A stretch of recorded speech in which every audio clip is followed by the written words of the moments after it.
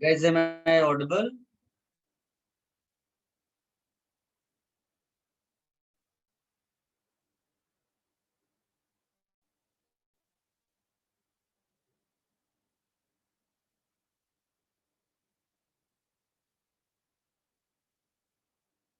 Okay.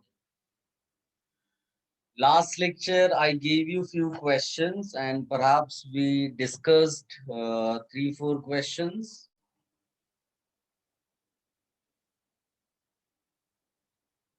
Guys, मैंने कल ही बोला था आपको कि जो भी क्वेश्चंस मैंने आपको दिए हैं उसको आपको नोट्स में कॉपी करना है और proper solution you have to write. Believe me, theory बहुत सारे बच्चे पढ़ते हैं but it's all about developing problem solving skill. Question solve कैसे करें, ठीक है. सो मैंने आपको क्वेश्चंस दिए थे, उनका सोल्यूशन हम लोग बनाएंगे. इनिशिएट कैसे करते हैं वो अपने को पता होना चाहिए. परहैप्स हमने 21st क्वेश्चन तक कर लिया था, आप एक बार चेक कर लो. और उसके बाद फिर मैं आगे वाले आपको बताता हूँ कैसे इनिशिएट करें. कुछ क्वेश्चंस तो इजी हैं बट सोचने का स्टाइल दो ही कॉन्सेप्ट्स है, ज्योमेट्रिकल आइसोमेरिज्म और ऑप्टिकल आइसोमेरिज्म, जो एग्जाम में बहुत आता है एंड ज्यादातर स्टूडेंट्स उसमें मिस्टेक करते हैं, इसीलिए उसको डिफिकल्ट पार्ट भी बोलते हैं, ठीक है. सो आप चेक कर लो 21st क्वेश्चन नंबर तक हमने कर लिया था डिस्कशन या रह गया है बेटा. मैंने जो भी क्वेश्चंस दिए थे उनकी बात कर रहा हूँ, मैं सीक्वेंस में नहीं बोल रहा हूँ. आई एम जस्ट आस्किंग कि 21st क्वेश्चन जो मैंने दिया था उसमें देखिएगा, गेट इक्विप्ड क्वेश्चन.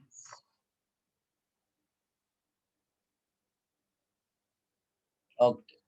सो हम लोग अब बात करते हैं, परहैप्स 24th दिया होगा मैंने, आप चेक कर लो और बीच में मुझे बताते रहिए कि कौन सा क्वेश्चन मैंने आपको दिया था.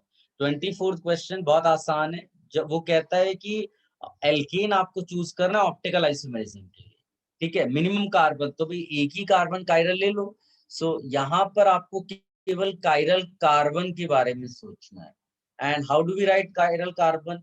4 डिफरेंट ग्रुप्स. उसने कहा मिनिमम कार्बन रखना आप, तो H से हम लोग स्टार्ट करेंगे, फिर एक मिथाइल ग्रुप लगाएंगे, फिर आप इथाइल ग्रुप लगा दीजिए और फिर प्रोपाइल ग्रुप लगा दीजिए. यहाँ पर आप डबल बॉन्ड भी डाल सकते थे, ग्रुप डिफरेंट तब भी रहता, बट क्वेश्चन में कहता है alkene.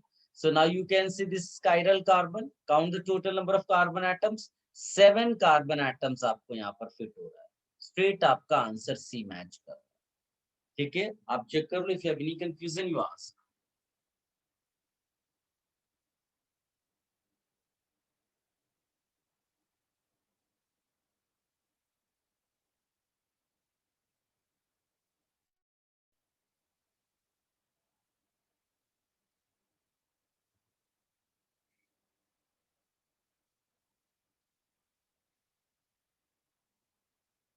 Guys, 26th question. Question क्या कहता है? Geometrical isomerism is shown by. Believe me, ऐसे बहुत सारे क्वेश्चंस बनते हैं. जब भी एज अ स्टूडेंट आपके सामने ऐसा कोई क्वेश्चन आता है तो ज्योमेट्रिकल आइसोमेरिज्म के जो भी केसेस पॉसिबल है वो सब आपके माइंड में होने चाहिए, ठीक है. क्या क्या पॉसिबल है सीड, और मैं एडवाइस करूंगा जो मैं लिख रहा हूं ना इसमें आप हर एक क्वेश्चन जिसमें भी ज्योमेट्रिकल आइसोमेरिज्म पूछेगा, you write all these cases again and again. When you write, अपने आप वो आपको याद हो जाएगा. That is more important.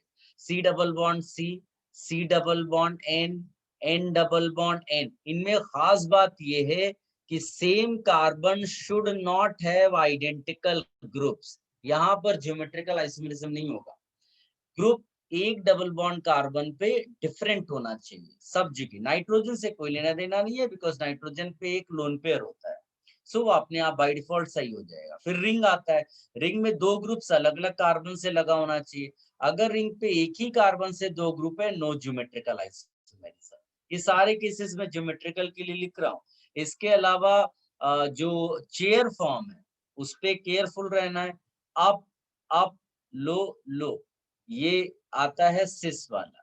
और अगर upper lower lower upper situation है तो ट्रांस, है ना. इसके अलावा double bond in the ring, double bond in the ring तभी होता है जब रिंग का साइज क्या हो, 8 या उससे ज्यादा हो, ये सारे की सारे, अच्छा एक छूट गया, odd number of cumulative double bonds, ये इसमें भी वही सिचुएशन है। ये जो डबल बॉन्डेड कार्बन है ये ए वाला नहीं होना चाहिए, ये ज्योमेट्रिकल आइसोमेरिज्म है, इनको आप कॉपी करके रखना। ये again and again you draw whenever you get questions related to geometrical isomerism. इसीलिए मैंने बोला कि आपको नोट्स में लिखना है।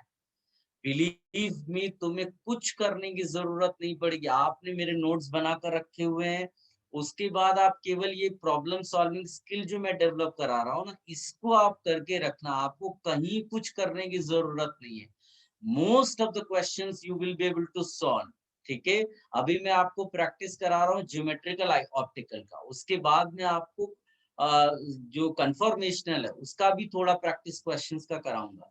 और ये सब सोल्यूशन आप नोट्स बनाकर रखना, वो रिवीजन के लिए बड़ा हेल्प करेगा कि अच्छे स्टूडेंट्स या टीचर क्वेश्चन को कैसे इनिशिएट करते हैं सॉल्व करते समय, that you have to know. तो ये चीज मेरे माइंड में रहती है जब मैं ज्योमेट्रिकल आइसोमेरिज्म का क्वेश्चन सॉल्व कर रहा हूँ। ठीक है, हर टाइम पर आपको पूरा पूरा थियरी पढ़ने की जरूरत नहीं है, आप उतना करके रखना है कि कम से कम टाइम में आपके क्वेश्चन का आंसर आपको मिल जाए। ठीक है, ये आप नोट कर लीजिए और फिर हम क्वेश्चन नंबर 26 को देखते हैं। Late me know if you have copy.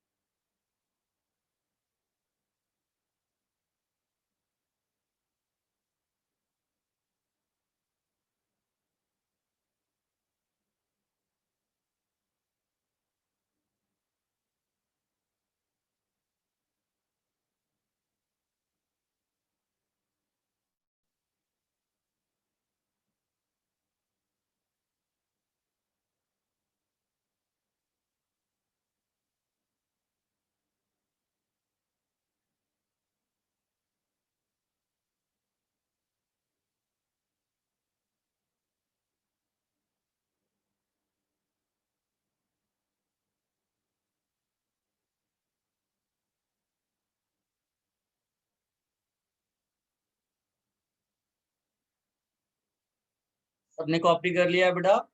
Okay, अब आप देखो ए ऑप्शन, ए ऑप्शन में देखो, अगर आप लेफ्ट हैंड साइड जो डबल बॉन्डेड कार्बन है, can you see 2 hydrogen atoms, यानी कि ये दो ज्योमेट्रिकल आइसोमेरिज्म वाली कैटेगरी में फॉल कर गया।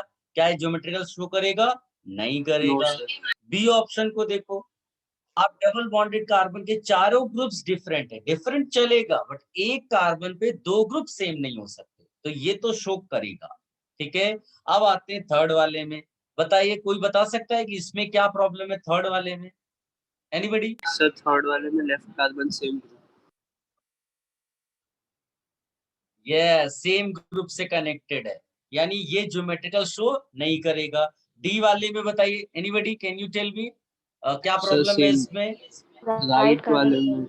राइट वाले में ये क्लोरीन CL बिल्कुल बिल्कुल। और ये सब आप बोलिए मेरे साथ, इससे क्या होगा, तुम्हारा जो प्रैक्टिस है वो और बेहतरीन हो जाएगा, चुप बैठने से काम नहीं चलेगा। आप इसको कॉपी करो, फिर नेक्स्ट क्वेश्चन पे आते हैं।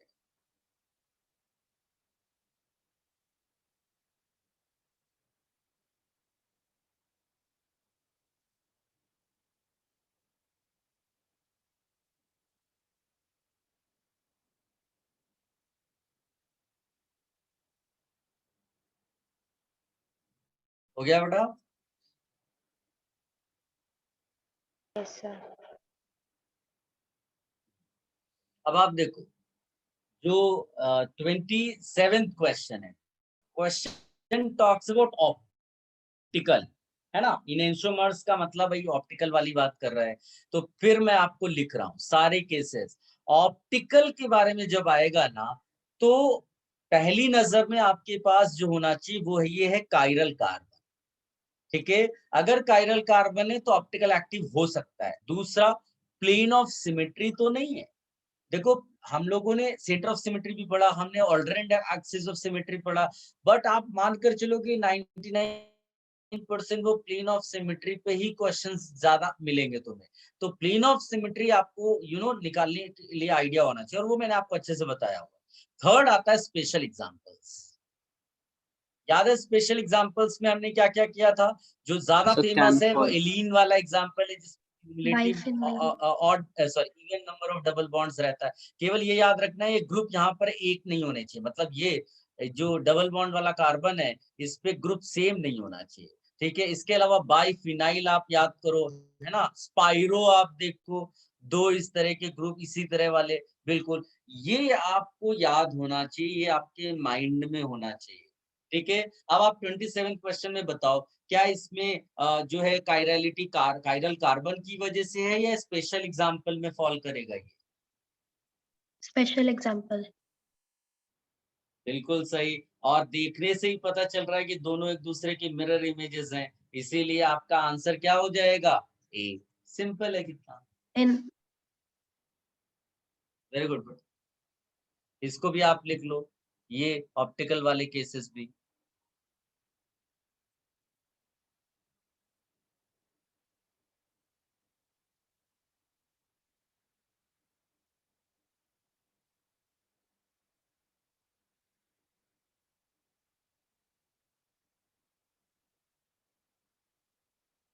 देखिए, मैंने आपको पहले भी बताया हुआ था एक बार, चैप्टर जब चलता है तो आपको बहुत सारी थियरी हम लिखाते हैं, बट प्रॉब्लम सॉल्विंग स्किल जो है पूरा चैप्टर फिनिश होने के बाद ही कराया जा सकता है।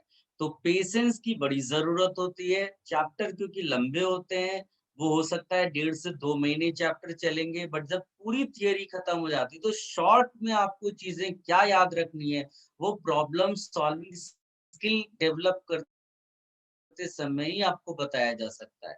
ठीक है, इसलिए पेशेंस रखना है सबको, और किसी को भी पेशेंस लूज करके कहीं उल्टे सीधे टीचर के पास जाकर कोई भी ट्यूशन लेने की जरूरत नहीं है। कई सारे बच्चे इधर उधर भागते हैं ट्यूशन के लिए, वो मैं हमेशा बोलता हूँ।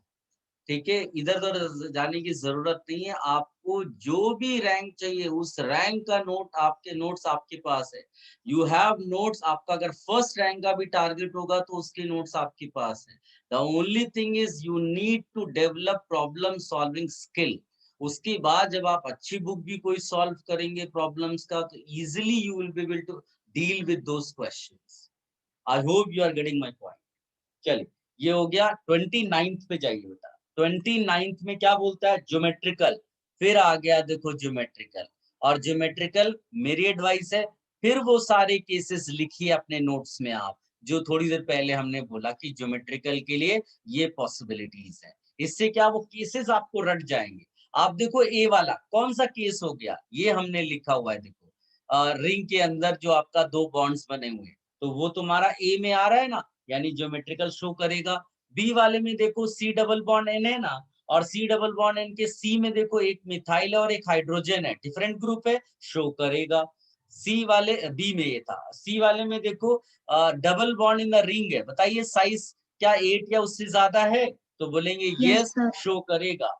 डी देखिए ऑल ऑफ दीज आ गया ना, बताइए सेकंड्स में आंसर। इसीलिए मैं बोलता हूँ कि केमिस्ट्री बड़ी स्कोरिंग है। तो अगर केयरफुली आप अपनी प्रॉब्लम सॉल्विंग स्किल को डेवलप कर लोगे ना, तो क्वेश्चंस बहुत आसान हो जाएंगे। ये भी कॉपी कर लो और लिखो जरूर वो सारे केसेस, हाँ, स्किप नहीं करना है कुछ भी।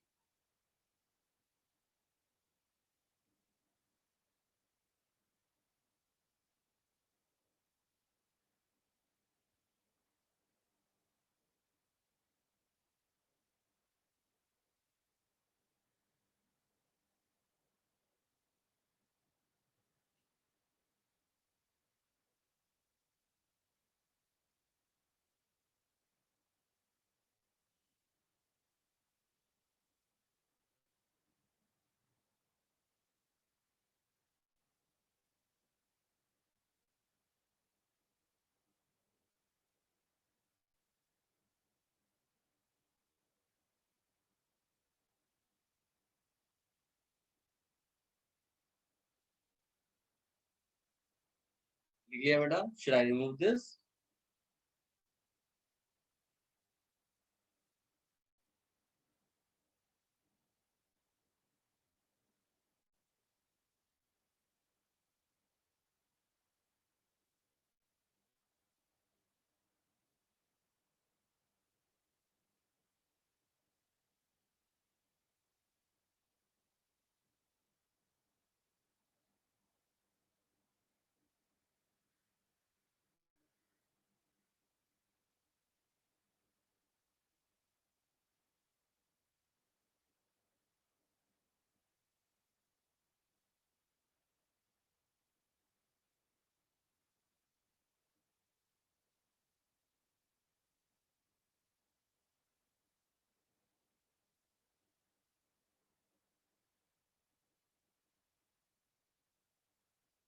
चलिए अब देखिए क्वेश्चन नंबर 31।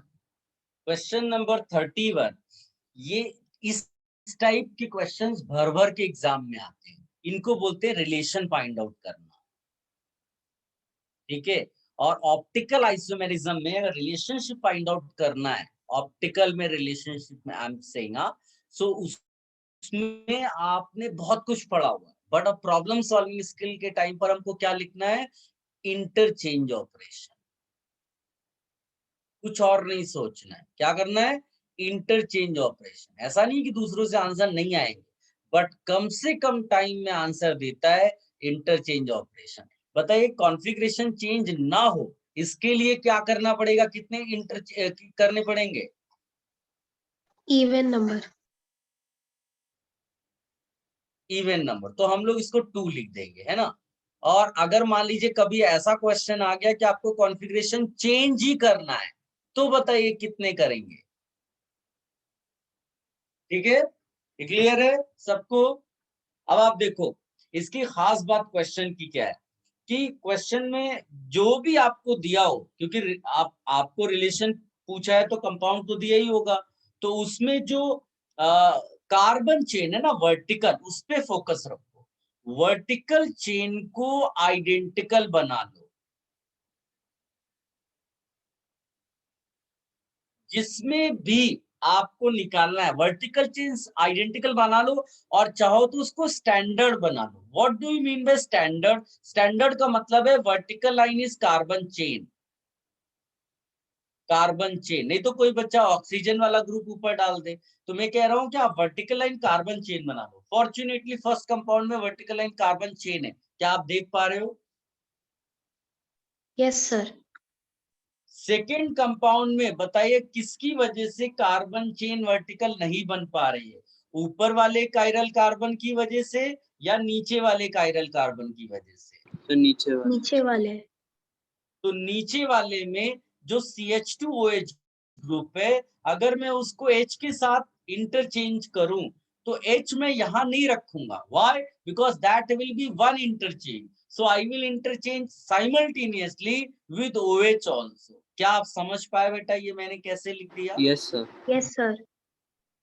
सब लोग समझ गए? आप देखो ये वर्टिकल लाइन को क्लियरली, वर्टिकल लाइन जो है अब वही हो गई जो यहाँ की वर्टिकल लाइन है। अब आप कंपेयर करो 1 और 2, कैसा देखने में लग रहा है? एक जैसा लग आइडेंटिकल। रहा है, आइडेंटिकल। देखो सेकेंड्स में आंसर आ गया। आई होप आप मेरी बात समझ पा रहे होंगे। अब आप देखो थर्ड वाले को। थर्ड वाले में बताइए किसकी वजह से कार्बन चेन जो है वर्टिकल में नहीं आ पा रही है? ऊपर वाले सर कायरल टॉप। कार्बन की ऊपर वजह से। वाले कायरल.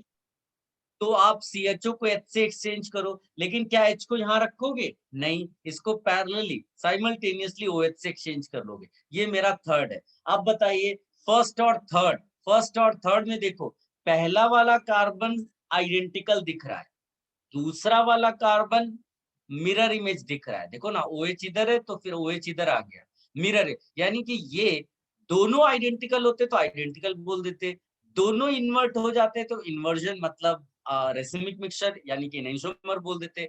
एक हो रहा है एक नहीं हो रहा है, तो बताइए फर्स्ट एंड थर्ड का रिलेशन क्या हो जाएगा आपस में? डायस्टीरियोमर्स। डायस्टीरियो। बिलीव मी ये सब बहुत आसानी से हम कर सकते हैं चीजें।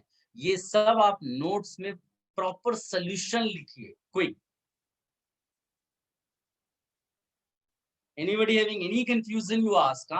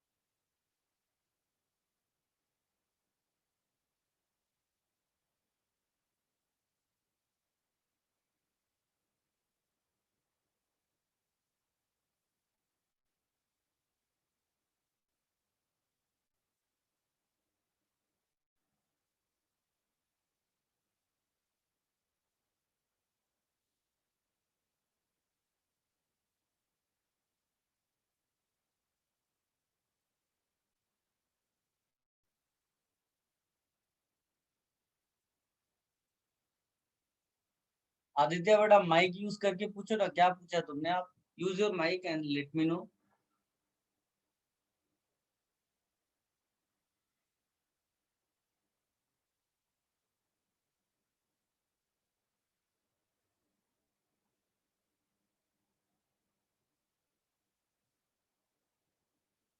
आप लोग अपना ऐसा डिवाइस यूज करिए जिसमें माइक वर्क कर रहा हो बेटा। बिना माइक के मैं डील नहीं कर पाऊंगा। आप कोई ना कोई, जैसे कई सारे बैचेस में 2 डिवाइस यूज कर लेते हैं बच्चे, एक लैपटॉप साथ में रखते हैं, एक मोबाइल रखते हैं।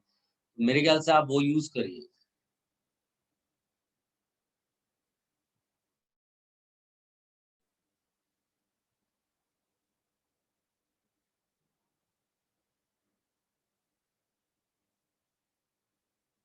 चलिए, सबने कॉपी कर लिया बेटा?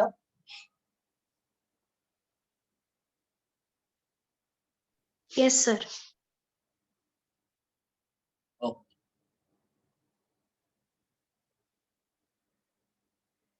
ये भी हो गया। इसके बाद did I give 33rd question? Yes sir. Okay, 33rd question में देखो ज्योमेट्रिकल आइसोमेरिज्म आ गया। फिर मेरी एडवाइस, वही सारे केसेस फिर कॉपी करिए। ज्योमेट्रिकल आइसोमेरिज्म के लिए आपको क्या क्या देखना है, ये चाहे सी डबल बॉन्ड सी सी, ये आप इतनी बार रखो, लिखना है आपको कि वो रट जानी चाहिए आपको सारे केसेस। बिलीव मी, आज की प्रैक्टिस के बाद ही तुम्हारा ज्योमेट्रिकल और ऑप्टिकल काफी परफेक्ट हो जाएगा। अब आप ए ऑप्शन देखो। ए ऑप्शन, एक रिंग है, 2 ग्रुप्स लगे हुए हैं, ठीक है, होगा इसका मतलब। बी वाले में देखो, ऑड नंबर ऑफ क्यूमुलेटिव है कि इवन इवन नंबर क्यूमुलेटिव है, बताइए। ऑड नंबर है ना? और इसके 2 ग्रुप चेक करिए, क्या डिफरेंट है? ए बी टाइप स्टाइल में डिफरेंट है, बिल्कुल सही, यानी ये शो करेगा ज्योमेट्रिकल आइसोमेरिज्म। सी वाले में देखिए, ये क्या क्यूमुलेटिव डबल बॉन्ड है? आंसर है नो, आइसोलेटेड है, अलग अलग लगेंगे। तो जब ये अलग अलग डबल बॉन्ड्स हैं, इसका मतलब है कि आपको केवल ये चेक करना है कि डबल बॉन्डेड कार्बन में कोई ग्रुप्स डिफरेंट है कि सेम है। डिफरेंट है तो शो करेगा। डी वाले में देखो, ये कितने क्यूमुलेटिव डबल बॉन्ड्स हैं? Even. इवन। इवन में क्या आता है? ऑप्टिकल। क्या Optical. ज्योमेट्रिकल होगा? तो ये शो नहीं करेगा। तो इन सब के लिए अगर आंसर ढूंढना होगा तो D is the answer, because question says does not show geometrical isomerism. देखो, आप वो सारे केसेस लिखना इसके सॉल्यूशन में, and then you attempt this.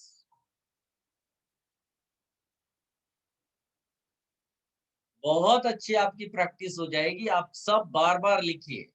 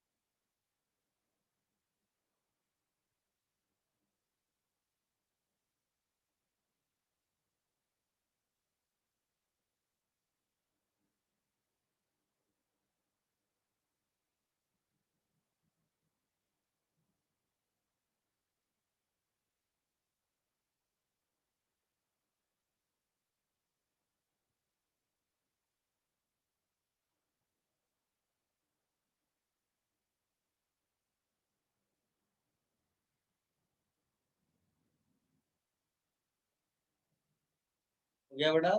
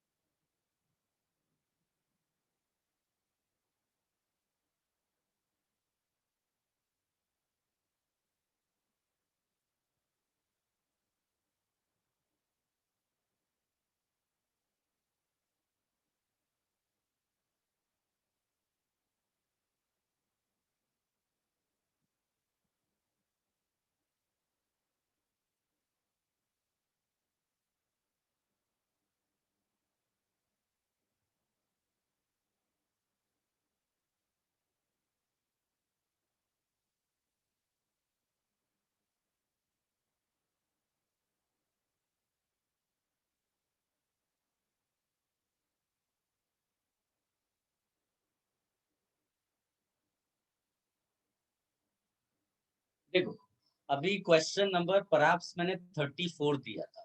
अब इसमें फिर से वही क्या क्वेश्चन है, ऑप्टिकल वाला, कि कौन कंपाउंड, अच्छा compound is chiral means optically active compound. ये question does not talk about chiral carbon. So again optical activity के लिए वो जो केसेस मैंने लिखे थे वो आपको इस क्वेश्चन के पहले लिखना है कि ऑप्टिकल आइसोमेरिज्म के लिए ये सारे केसेस हैं, राइट।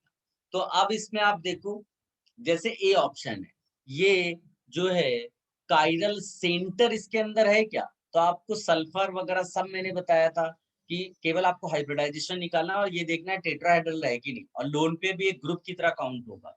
अब आप चेक कर लो इसके चारों ग्रुप्स डिफरेंट है, तो बोला yes yes it will show optical isomerism.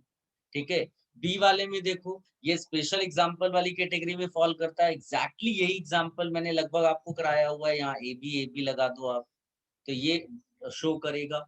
सी वाला देखो आप, सी वाले में double bond in the ring, याद है आपको double bond in the ring में जो स्पेशल एग्जांपल था उसमें केवल ट्रांस साइक्लोऑक्टीन एग्जांपल था, ओनली ट्रांस साइक्लोऑक्टीन एग्जांपल था in case of special example optical isomerism. इसका मतलब है 4 कार्बन एटम्स वाला शो नहीं करेगा। सो ये दो कंपाउंड्स हैं जो आप ऑप्टिकल आइसोमेरिज्म शो करेंगे फॉर द गिवन ऑप्शंस। तो इसीलिए यहाँ पर सिंगल ऑप्शन है, डी वाला सिलेक्ट कर लेंगे आप option. Is it clear?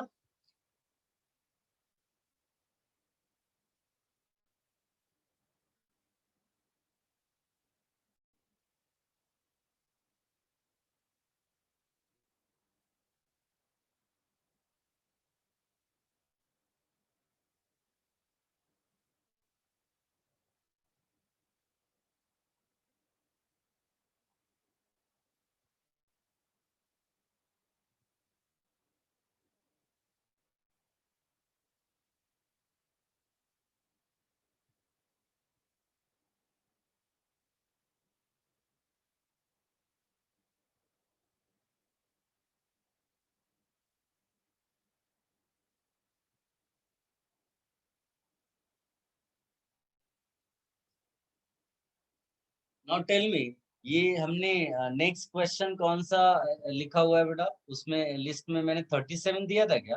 Did I give 37 question?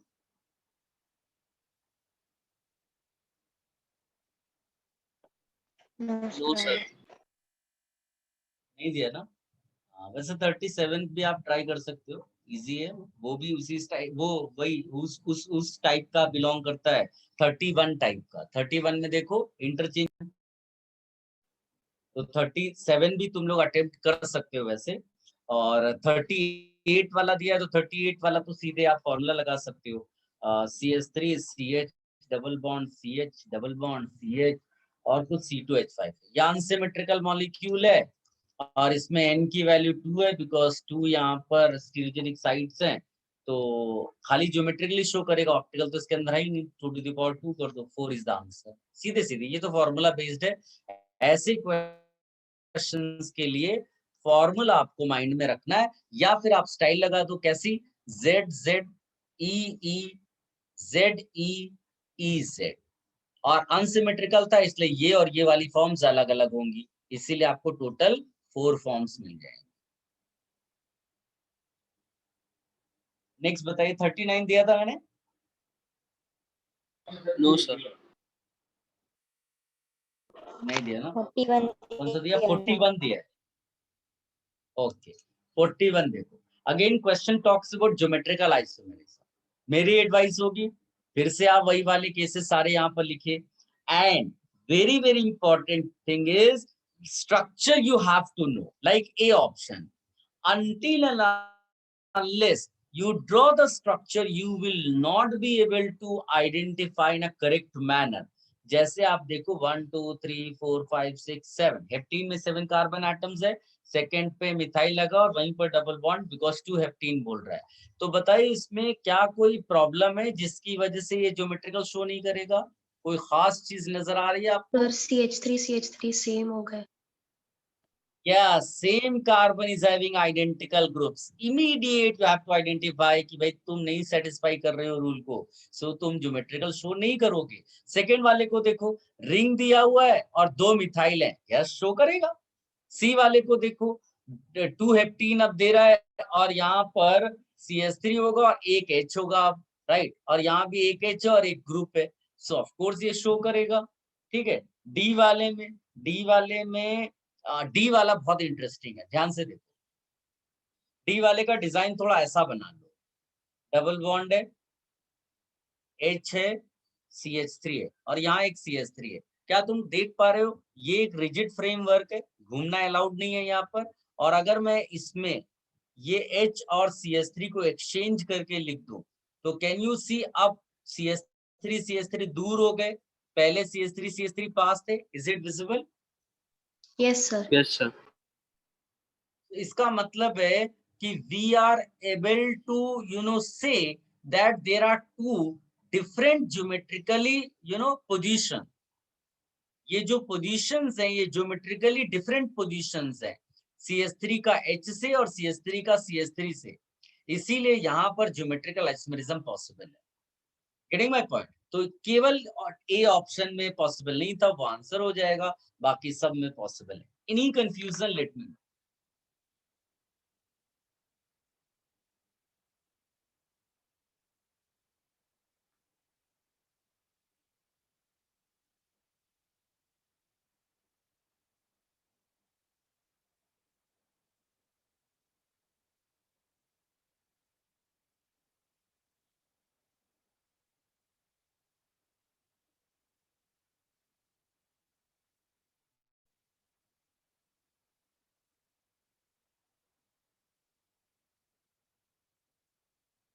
D वाले में आप लिख लेना, दोनों डायग्राम बनाना, फिर बोलना कि these positions are geometrically different positions, that is why geometrical isomerism possible।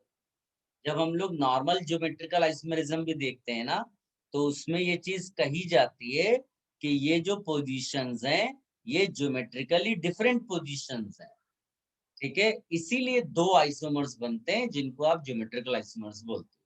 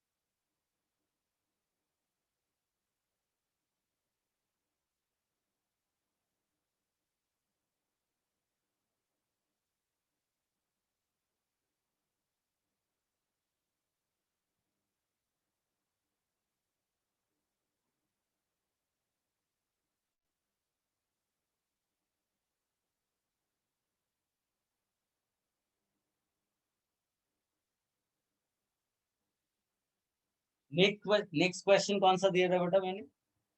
Can you let me no? 46 फिर से वही एक्सचेंज वाला। 46 क्वेश्चन अगेन रिलेशन पे है, और रिलेशन वाले ऑप्टिकल के क्वेश्चंस हम कैसे करते हैं? Interchange operation. बार बार इस चीज को आप लिखो, ये आपको कॉन्सेप्ट्स एकदम माइंड में आ जानी चाहिए, कब कहाँ क्या सोचना है।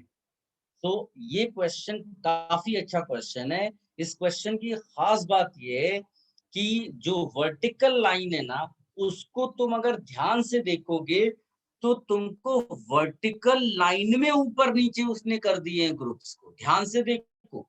जबकि इजी क्वेश्चन जो रहते हैं उनमें वो केवल हॉरिजॉन्टल में चेंजेस करता है, यहाँ वर्टिकल ऊपर वाला ग्रुप बिल्कुल नीचे आ गया। क्या आप समझ पा रहे हैं इस चीज को? बताओ किस किस में ऐसा प्रॉब्लम है, मतलब किन दोनों में? 1 and 2। 1 and 2 बोल सकते हो, एंड 1 and 3 में भी वही चीज हो गई ना। 2 and 3 आइडेंटिकल वर्टिकल लाइंस है, यू कैन चेक।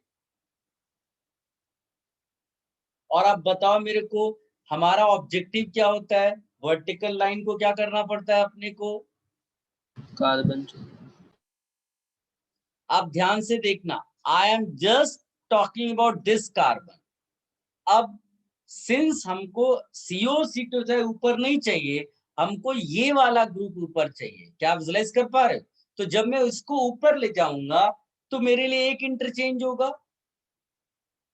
और अगर मेरे लिए एक इंटरचेंज हो गया, ऊपर मेरा COO CH3 दिखने लगा, याद रखना ये वो ग्रुप था पूरा का पूरा जो ऊपर गया, तो मेरे इस कार्बन में COO C2H5 नीचे है, लेकिन ये तो एक ही इंटरचेंज हुआ है ना, तो मैं पैरेलली Br और H को इंटरचेंज कर लूंगा। क्या आप मेरी बात समझ पाए?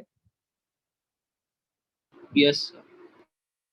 और याद रखना जो कार्बन अब ऊपर दिख रहा था वो कार्बन अब नीचे आ गया। आई होप आप मेरी बात समझ पाए होंगे। अब मैं नीचे वाले कार्बन की बात कर रहा हूं, ध्यान से देखना। नीचे वाले कार्बन में क्या सिचुएशन थी? Br was here, H was here, CO CH3 यहाँ था। Now I'm going to interchange this group with CO CH3। तो मेरा CO CH3 ऊपर जाएगा और ये पूरा का पूरा ग्रुप नीचे आया, लेकिन दैट इज वन इंटरचेंज। तो मेरे को पैरेलली Br एंड H को क्या करना पड़ेगा? क्या आप मेरी बात समझ पा रहे हो? Yes sir. ये मेरा फर्स्ट आ गया। बहुत आप इसको घुमा फिरा करके रोटेशन 180 कोई सोच रहा है, मैं कह रहा हूं कुछ उल्टा सीधा आपको नहीं सोचना है। प्लीज आप केवल इंटरचेंज ऑपरेशन के बारे में सोचना, कभी आपका आंसर गलत नहीं होगा। और क्या चीज माइंड में रखनी है? वर्टिकल जो लाइन है that should be carbon chain, और वो वर्टिकल लाइन सारे कंपाउंड्स में एक जैसी होनी चाहिए। इसके लिए तुम्हें इंटरचेंज करना है। ये जो क्वेश्चन है इसमें खास चीज ये हो गई थी कि वर्टिकल लाइन में पूरा का पूरा ग्रुप ऊपर नीचे कर दिया, तो उसके लिए तुमको वापस लाने के लिए वो एक इंटरचेंज वर्टिकल में करना है, तो हॉरिजॉन्टल में एक इंटरचेंज करना पड़ गया। तो इसीलिए आपको दोनों कार्बन में देखो हॉरिजॉन्टल चेंज नजर आ रहा है। आई होप आप समझ पाए होंगे। ये वन है। अब तुम वन वन मेजो हो जाता, बताओ कब वन मेजो हो जाता? बता सकते हो कब?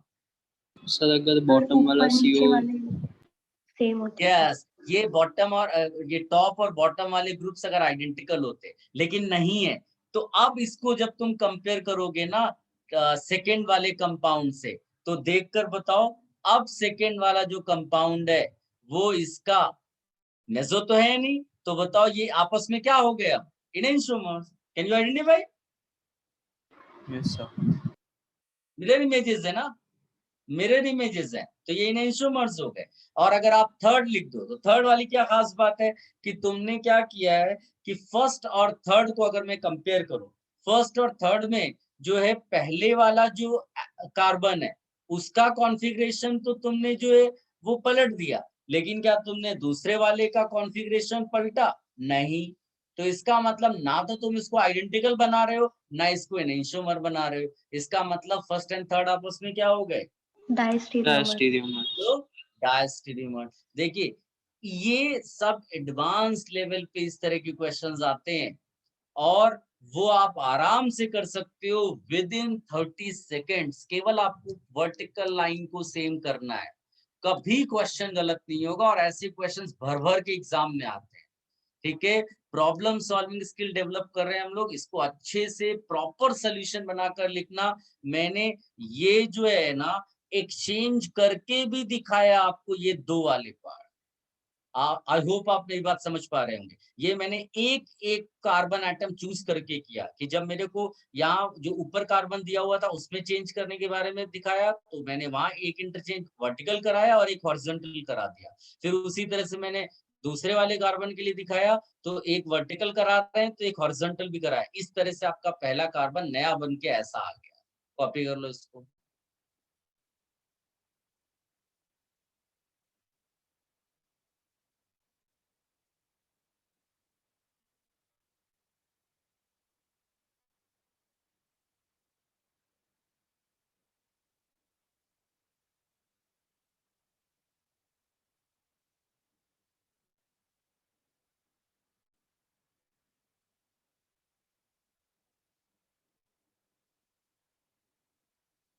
Late me know if you have copied.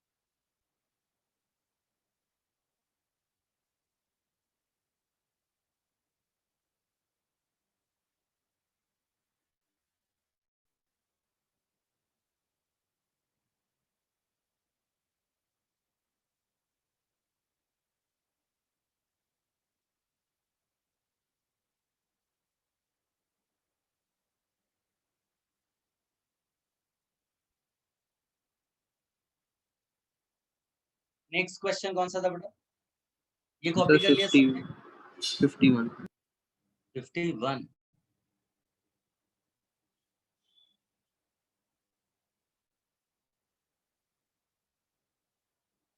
ये रिमूव कर दें?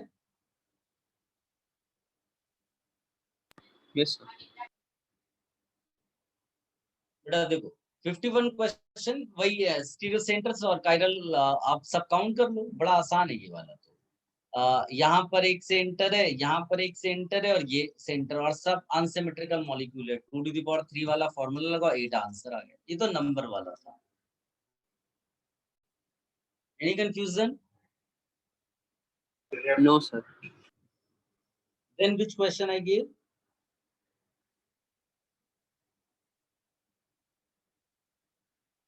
57. 57। 57 क्वेश्चन। 57 में the maximum number of optically active isomers possible, इसमें भी वही काम करना है। केवल आपको ये ध्यान रखना है कि ये जो नाइट्रोजन है, इसमें देखो दोनों एच ग्रुप एक जैसे हो गए। दोनों एच ग्रुप एक जैसे होने का क्या मतलब है कि ये नाइट्रोजन कायरल सेंटर नहीं हो सकता। बट इफ यू सी, ये कार्बन तो कायरल है यहाँ पर। इफ यू सी, ये कार्बन तो यहाँ कायरल है, तो यहाँ पर कायरल सेंटर्स कितने हो गए? 2 हो गए। तो 2 टू द पावर 2 कितना हुआ? 4 हो गया आंसर। कोई कंफ्यूजन किसी को?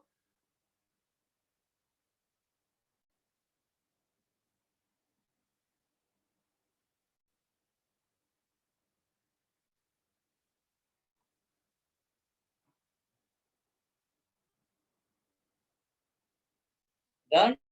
Should I remove this?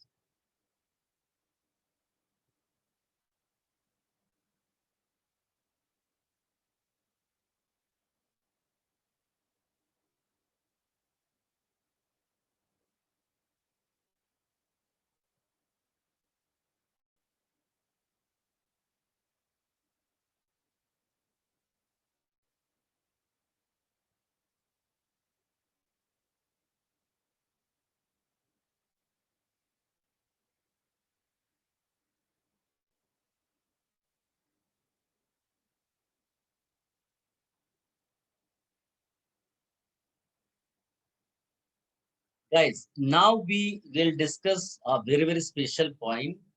आप हेडिंग डाल लीजिएगा इसको, कन्वर्जन आई विल टेल। ठीक है, वापस हम इस प्रॉब्लम सॉल्विंग वाले उसमें आएंगे, बट उससे पहले एक पार्ट मैं आपको बता दूं। कन्वर्जन, कन्वर्जन किस चीज का? हमको फिशर प्रोजेक्शन आता है, हमको सॉहर्स प्रोजेक्शन आता है। नाउ हाउ टू रिलेट, ये दोनों आप रिलेट कर। तो sawhorse projection, Fischer projection, and sawhorse to Fischer, sorry Fischer projection to sawhorse, या फिर जितने कॉम्बिनेशन बन सकते हैं सॉहर्स टू फिशर। और क्या आ सकता है? फिशर टू न्यूमैन, फिर न्यूमैन टू फिशर। सारे ही आप हेडिंग के फॉर्म में लिख लो। उसके बाद सॉहर्स टू न्यूमैन, या न्यूमैन टू सॉहर्स, ये सारा लिख लो। सब कुछ आपको अभी अभी समझ में आ जाएगा।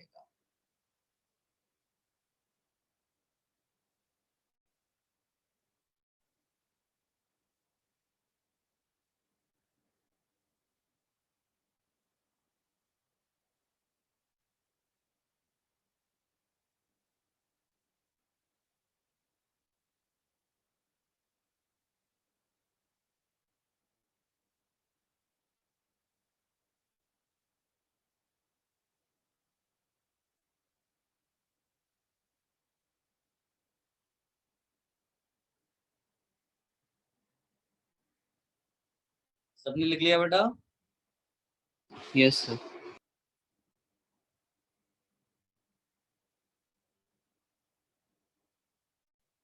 देखो, I will try to explain you in a simplest manner. सबसे पहले तो आप ये देखो, फिशर प्रोजेक्शन होता कैसे। फिशर प्रोजेक्शन में एक एग्जांपल ले लेते हैं, जैसे if I right COH here, COH here, यहाँ OH ले लेते हैं, यहाँ H ले लेते हैं, यहाँ OH ले लेते हैं, यहाँ H ले लेते हैं। किसी को कोई डिफिकल्टी? क्वेश्चन प्रोजेक्शन हम पहले से जानते हैं, ठीक है। अब सॉहॉर्स इसका कैसा होता है? अगर मुझे सॉहॉर्स डिजाइन सोचना हो तो याद है आपको सॉहॉर्स के लिए एक स्लाइटली इस तरह से lower carbon to upper carbon ऐसे बॉन्ड जाता है, फिर बॉन्ड्स नीचे की तरफ आते हैं और ये लेफ्ट राइट इस तरह से रहता है। Can you recall? Yes sir. ये एक्लिप्स कन्फॉर्मर है। इसी तरह का अगर तुम्हें स्टैगर्ड बनाना हो तो आप क्या करते हो कि इनको ऊपर की तरफ रखते हो और ये इस तरह से आता है। क्लियर है ये चीज? किसी को कोई डिफिकल्टी? अब मैं आपको एकदम सिंपलेस्ट वे में आपको बता रहा हूँ, आप विजुअलाइज करो, समझ लो कि देखिए हम सब लोग, मान लो कि कोई शेर खड़ा है, लायन, उसको कंसिडर करो। तो लायन को अगर आप मान लीजिए बहुत तेजी से आप उसके ऊपर जंप कर जाते हैं पीठ में उसके, तो आप क्या विजुअलाइज कर पा रहे हो? फैल जाएगा इस तरह से। ये लेग्स हो गए, लेग्स हो गए, ये टेल हो गया, ये उसका फेस हो गया। Can you visualise the situation इस तरह का? Yes, sir. Yes, sir. या आप आसपास समझ लो डॉग्स टहलते हैं, आप डॉग को विजुअलाइज कर लो, किसी को भी विजुअलाइज कर लो, आपको यही मिलेगा। ठीक है। अगर ऑफिशियली किसी को कुछ बताना हो तो आप ऐसे बोल सकते हो कि if we project light from here then we get image on earth which will look like this. अपने माइंड में आप ऐसा रखो कि हाँ भाई हम शेर के ऊपर जंप कर रहे हैं और शेर ऐसा फैल गया। आई होप आप इससे इजी वे में कोई नहीं बता पाएगा। आप इसको देखो, एकदम सिंपल है और ये फिशर ही है, ध्यान से तो टेढ़ा करके केवल लिखा हुआ है। तो अगर मैं यहाँ पर ग्रुप चिपका दूं ऐसे, तो किसी को कोई प्रॉब्लम तो नहीं है, मैं तो वही ग्रुप लगा रहा हूँ। क्या किसी को कोई डिफिकल्टी? No sir. अब इसमें आप देखो, मैं इसी को अब फिश उसमें लेके जा रहा हूँ सॉर्स में, उसी डिजाइन में। तो मेरा COH नीचे ले आएंगे, ये फेस हो गया, ये टेल हो गया, और लेफ्ट राइट वाले बॉन्ड्स लगा दो, OH लगा दो, H लगा दो, H लगा दो, OH लगा दो। और इसका स्टेबल फॉर्म कौन सा होता है? स्टैगर्ड वाला। तो इसको स्टैगर्ड में ले जाके कर दो। स्टैगर्ड में करोगे तो ये बॉन्ड्स ऊपर कर दो, COH कर दो, COH कर दो, लेफ्ट राइट वैसा ही रखो, मतलब ये वाला वैसे ही रहेगा, इसमें चेंज हो जाएगा, OH इधर आ जाएगा, H इधर आ जाएगा। किसी को कोई डिफिकल्टी बेटा? No sir. तो आप इसको यहाँ से ऐसे ले जा सकते हो। और किसी ने बोला अच्छा फिशर सॉहर्स टू फिशर कैसे जाओगे? तो बिल्कुल उसी तरह से उल्टा चलते चले जाओ। हो गया ना? किसी को कोई डिफिकल्टी है इसमें? इसको आप फटाफट कॉपी कर लो, बड़ा आसान तरीके से मैंने आपको बताया है।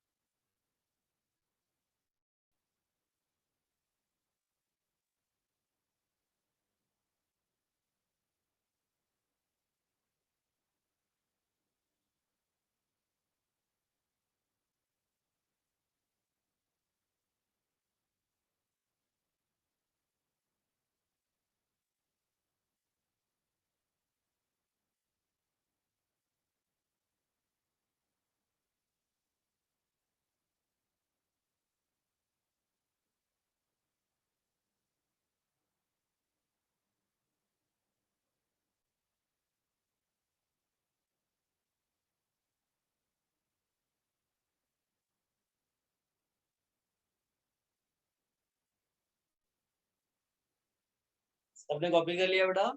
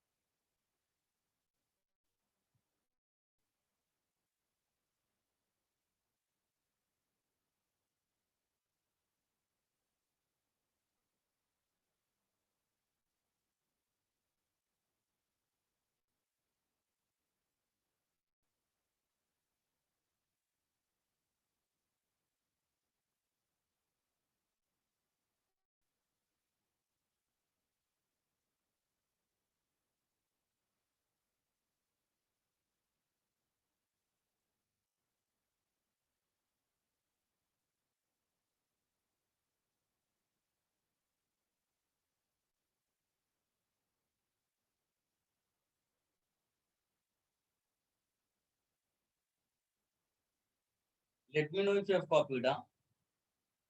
Done, sir. Okay. अच्छा, इसमें हमने अभी और क्या हेडिंग डाला था? Fischer to Newman. बड़ा आसान है, तुम्हें कुछ नहीं करना है, इसी सेंस में आए पूरा ऐसे घूमते हुए। अब आप सोचो, याद करो हम लोग न्यूमैन कैसे बनाते थे।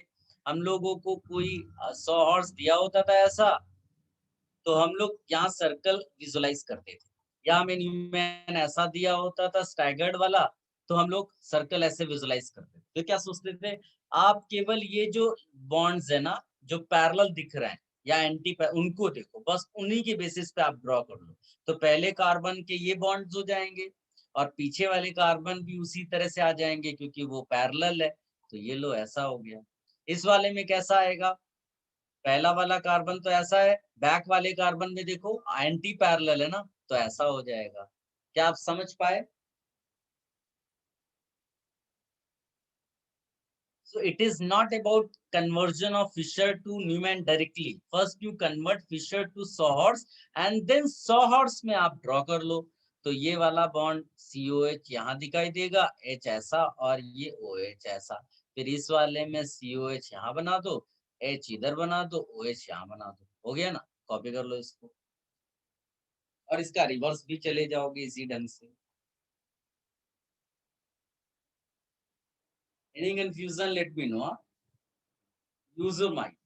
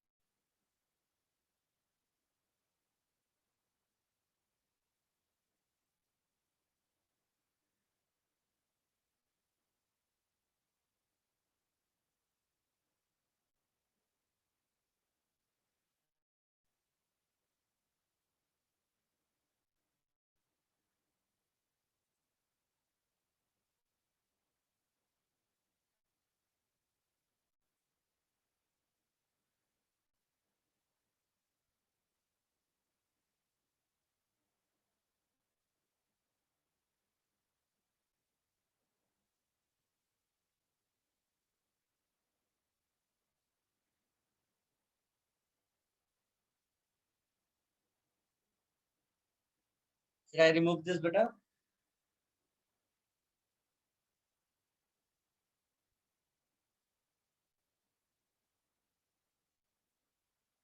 चाहिए तो ये भी कॉपी कर लेना। ये स्टाइल जो मैंने पहले भी बताया, but you again and again copy everything.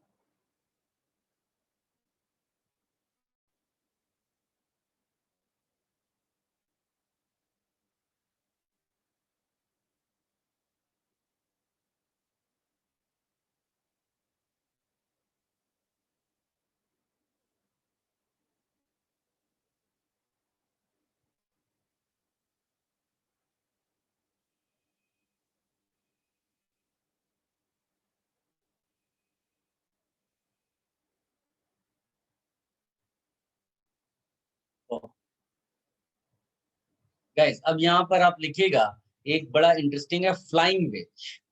ठीक है, फ्लाइंग वेज टू फिशर,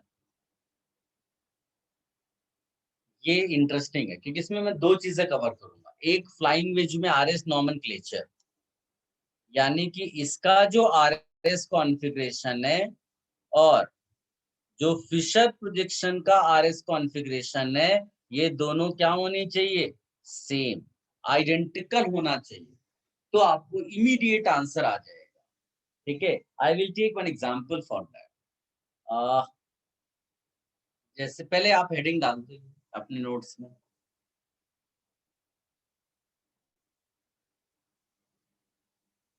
अपनी हेडिंग डालिए।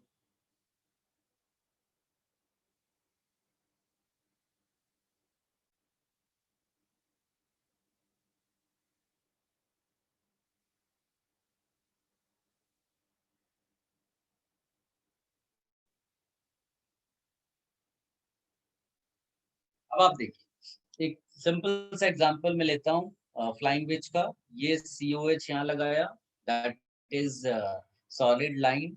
एक CH3 यहाँ लगाया, देन यहाँ पर एक solid wedge where I am writing OH, and एक ब्रोकन वेज जिसपे मैंने H लिख दिया।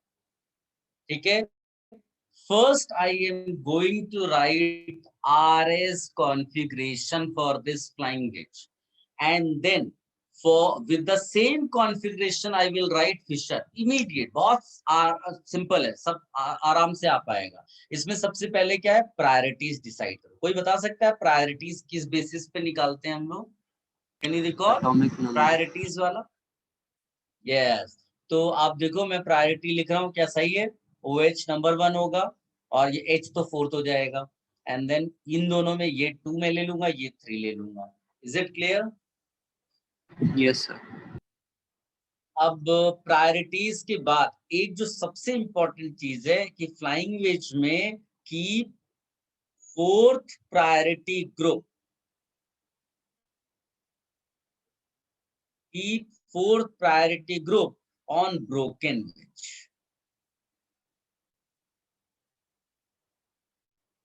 If it is not, bring it. How? By Interchange, yes. How many? even number of interchange operations.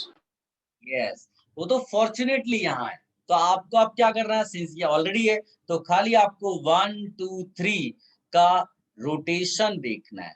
बताइए ये रोटेशन कैसा आया? S, एस कॉन्फ़िगरेशन आ गया इसका, ये क्लियर है। अब फिशर प्रोजेक्शन में अगर मुझे यही चीज करनी होती तो बताइए 4th प्रायोरिटी ग्रुप को कहाँ रखते हैं? some bottom पे। बॉटम पे। उसके बाद तुम डिजाइन यही कर लो ऐसा। तो बताओ ये करने के लिए मैं 1 कहाँ रखूं, 2 कहाँ रखूं, 3 कहाँ रखूं? कहीं भी डाल दो, कोई फर्क नहीं पड़ता। मान लीजिए आपने 1 यहाँ डाल दिया तो आप 2 यहाँ लिख दो, आप 3 यहाँ लिख दो, हो गया आपका, है ना? पहले आप ग्रुप डाल दो, हो सकता है ये स्टैंडर्ड फॉर्म ना हो तो आप स्टैंडर्ड बना लेना बाद में उसको। तो 1 ये तो 4th यहाँ है तो H यहाँ डाल देंगे। फिर 1 कौन सा है, OH है, तो मैं OH यहाँ लिख देता हूँ। और फिर क्या है, कहाँ गया, 2 वहां पर COH है तो मैं COH यहाँ डाल दूंगा, और फिर जो बच गया वो CH3 है। देखो ये स्टैंडर्ड फॉर्म नहीं है, try to understand, this is not standard form. तो आप इसको स्टैंडर्ड फॉर्म में कन्वर्ट कर सकते हो बाय इंटरचेंज ऑपरेशन। इवन हर बार इवन नंबर ऑफ इंटरचेंजेस होगा। तो स्टैंडर्ड फॉर्म कब आएगा, जब COH ऊपर चला जाए और CH3 नीचे आ जाए। तो एक बार इन दोनों का इंटरचेंज कर लो, एक बार इन दोनों का इंटरचेंज कर लो, तो मेरा COH यहाँ आ गया, OH यहाँ आ गया, मेरा H यहाँ आ गया, CH3 यहाँ आ गया। देखो ये है इसका फिशर फॉर्म, और ये भी S है, ये भी S होना चाहिए।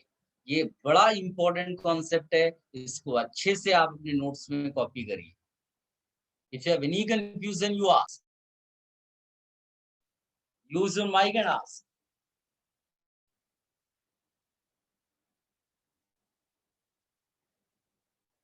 सर यस बेटा। सर यहाँ पर ब्रोकन वेज मतलब अवे फ्रॉम ऑब्जर्वर है। A broken wedge means away from observer, thank you sir. that is below the plane।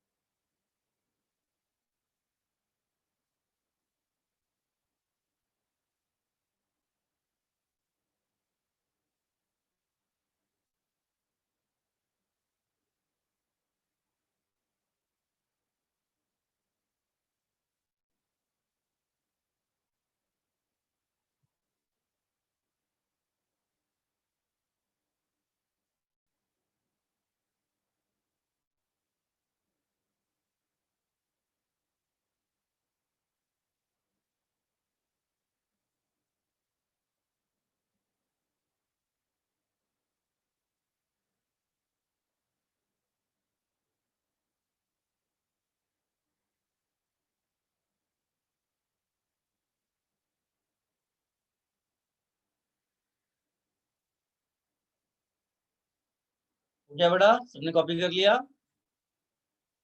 Yes sir. अब आप वापस बुकलेट ओपन करिए and back to that problem solving वाला skill वाला part अपना। उसमें आप जाइएगा सीधे जहां पर लिखा हुआ है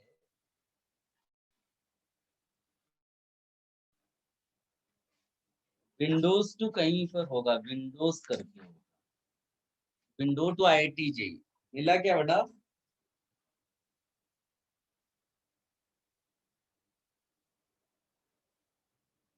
Did you find Windows to IIT? Yes sir, page इसमें 180। I am giving you question. आप इसमें वापस वही चीज करेंगे, अपने नोट्स में क्वेश्चन को कॉपी करेंगे एंड उसका प्रॉपर सोल्यूशन बनाना है। पहले आप अटेम्प्ट कर लीजिए, फिर हम लोग डिस्कस करेंगे, फिर आप अच्छे से उसको लिख लीजिएगा। एक क्वेश्चन नंबर 8 है,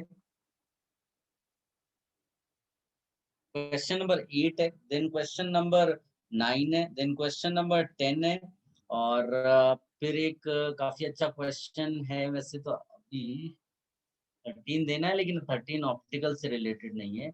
मैं आपको देता हूँ 15th क्वेश्चन, एक बहुत अच्छा है। 15th क्वेश्चन आप लिखिएगा, फिर इसमें 19th 19th आपको लिख कर रखना है, देन 19 को 20th लिख कर रखना है, देन 23rd, नहीं साइक्लिक आइसोमर से तो स्ट्रक्चरल हो गया। 23rd नहीं, इसमें कहा गया 25th। ये इतने क्वेश्चंस आप फटाफट अटेम्प्ट करिए बेटा। 21 नहीं लिखा मैंने, 21 आप लिख लीजिए। इतने क्वेश्चंस फटाफट अटेम्प्ट करिए। लेट मी नो एक बार जैसे ही आपका हो जाता है।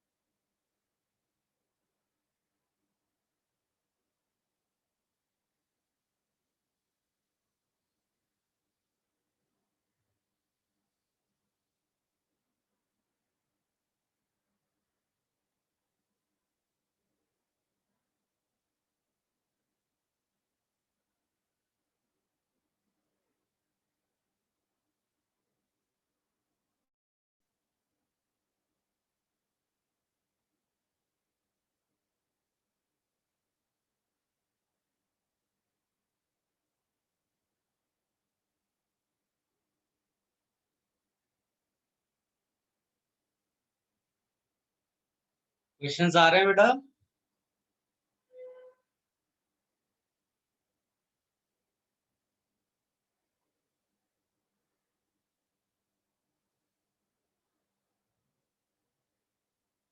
ओके,